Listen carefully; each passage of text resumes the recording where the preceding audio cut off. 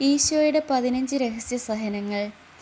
ഏറ്റവും പ്രിയമുള്ള ഈശോയെ, നീ അനുഭവിച്ച അപമാനത്തിനു തക്ക പ്രതിനന്ദിയും പ്രതിസ്നേഹവും നൽകുവാനും ആത്മാവിലും ശരീരത്തിലും നിന്നോട് ഒന്നായി ചേരുവാനും അതിനായി പ്രയത്നിക്കുവാനും ഞാൻ അതിയായി ആഗ്രഹിക്കുന്നു. എൻ്റെ പാപങ്ങളെക്കുറിച്ച് അതിയായി മനസ്തപിക്കുകയും എൻ്റെ ദൈവമായ കർത്താവെ അങ്ങയോട് പൊറുതി അപേക്ഷിക്കുകയും എൻ്റെ പാപങ്ങൾക്കും കടങ്ങൾക്കും ശിക്ഷയ്ക്കുമായി അങ്ങയുടെ വിലതീരാത്ത പുണ്യങ്ങളെ പിതാവായ ദൈവത്തിന് ബലിയായി അർപ്പിക്കുകയും എൻ്റെ ജീവിതത്തെ ക്രമപ്പെടുത്തുമെന്ന് ദൃഢമായി നിശ്ചയിക്കുകയും ചെയ്യുന്നു. ഒരു ഭാഗ്യപ്പെട്ട മരണനാഴിക എനിക്ക് തരണമേ എന്നും ശുദ്ധീകരണ ആത്മാക്കളെ രക്ഷിക്കണമേ എന്നും ഞാൻ വിളിച്ചപേക്ഷിക്കുന്നു. ഈ പ്രാർത്ഥന എല്ലാ ദിവസവും ഭക്തിപൂർവ്വം തുടരുവാനും മരണം വരെ ഇതിൽ ഉറപ്പായി നിൽക്കുവാനും ഞാൻ ആഗ്രഹിക്കുന്നു. നല്ലവനും സ്നേഹാർഹനുമായ ഈശോയെ, ഈ പ്രാർത്ഥനയെ ശക്തിയുള്ളതാക്കി തീർക്കണമേ എന്നും യാതൊരു മനുഷ്യനും ശത്രുവിൻ്റെ ശക്തിക്കും ഇതിനെ നശിപ്പിക്കുവാൻ ഇടവരുത്തരുതേ എന്നും ഞാൻ പ്രാർത്ഥിക്കുന്നു. ആമേൻ. ഒന്നാം രഹസ്യസഹനം. ഒരു കയറുകൊണ്ട് എൻ്റെ പാദങ്ങളെ ബന്ധിച്ച് കോവണിയിലൂടെ വലിച്ച് വൃത്തിഹീനമായ നിലവറയിലേക്ക് എന്നെ ഇറക്കി. രണ്ടാം രഹസ്യസഹനം. എന്നെ നഗ്നനാക്കി ഇരുമ്പ് കുന്തം കൊണ്ട് അവരെൻ്റെ ശരീരം കുത്തി മുറിവേൽപ്പിച്ചു. മൂന്നാം രഹസ്യസഹനം. എൻ്റെ ശരീരം അവർ കയറുകൊണ്ട് കെട്ടി തറയിലൂടെ അങ്ങോട്ടും ഇങ്ങോട്ടും വലിച്ചിഴച്ചു. നാലാം രഹസ്യസഹനം. തനിയെ ഊർന്നു നിലത്തു വീഴത്തക്ക വിധത്തിൽ ഒരു തടിക്കഷ്ണത്തോട് അവരെന്നെ ബന്ധിച്ച് തൂക്കിയിട്ടു. അങ്ങനെ വീണപ്പോൾ ഉണ്ടായ വേദനയാൽ ഞാൻ കരഞ്ഞത് രക്തത്തുള്ളികളായിരുന്നു.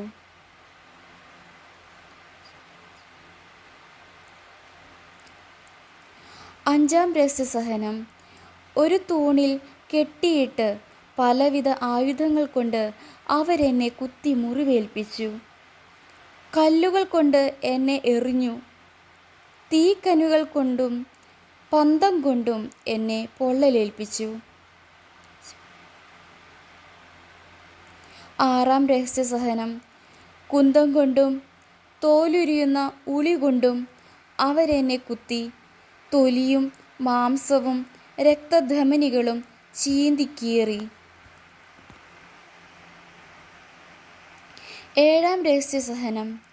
ഒരു തൂണിൽ കെട്ടിയിട്ട് ജ്വലിക്കുന്ന ലോഹത്തകിടിന്മേൽ അവരെന്നെ നഗ്നപാതനായി നിർത്തി. സ്തോത്രം. ആരാധന. എട്ടാം രഹസ്യസഹനം. ഇരുമ്പ് കൊണ്ടുള്ള ഒരു മുടി അവരെൻ്റെ ശിരസിലണിയിച്ചു. ഏറ്റവും വൃത്തിഹീനമായ തുണികൾ കൊണ്ട് എൻ്റെ കണ്ണുകൾ കെട്ടി.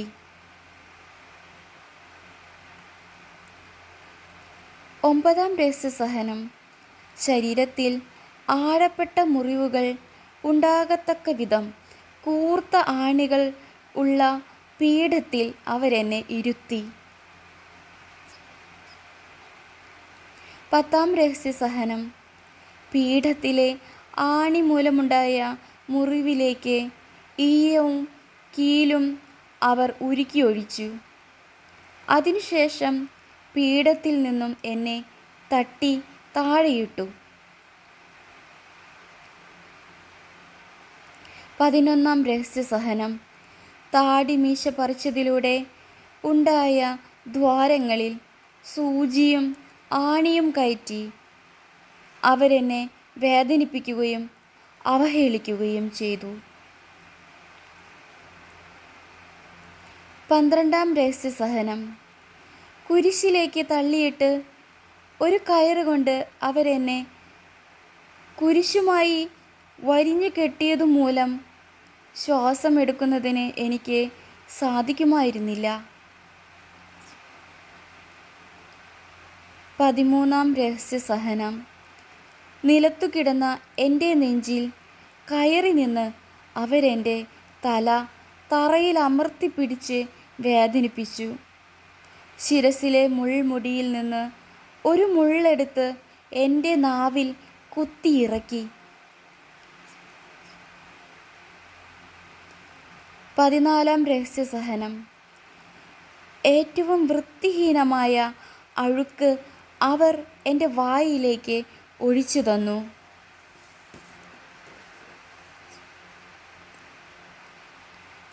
15 രഹസ്യസഹനം.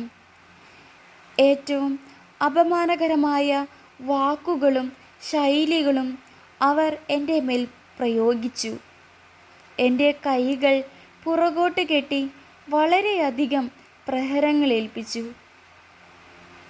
ജയിലിൽ നിന്ന് എന്നെ പല ആവർത്തി പുറത്തു കൊണ്ടുവരികയും പ്രഹരിക്കുകയും ചെയ്തു.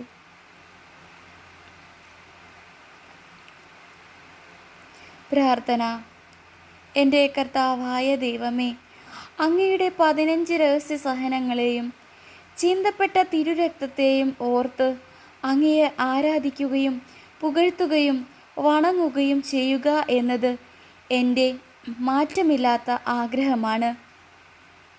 കടൽ തീരത്തെ മണൽത്തരികളോളം, ഭൂമിയിലെ പുല്ലുകളോളം, വയലിലെ ഗോതമ്പ് മണികളോളം, വൃക്ഷങ്ങളിലെ പഴങ്ങളോളം, എല്ലാ ശിഖരങ്ങളിലെയും ഇലകളോളം, ഉദ്യാനങ്ങളിലെ പൂക്കളോളം, ആകാശത്തിലെ നക്ഷത്രങ്ങളോളം, സ്വർഗത്തിലെ മാലാഖമാരോളം, ഭൂമിയിലെ സൃഷ്ടവസ്തുക്കളോളം ആയിരമായി യേശുവേ അങ്ങ് ആരാധിക്കപ്പെടട്ടെ, പുകഴ്ത്തപ്പെടട്ടെ, സ്തുതിക്കപ്പെടട്ടെ.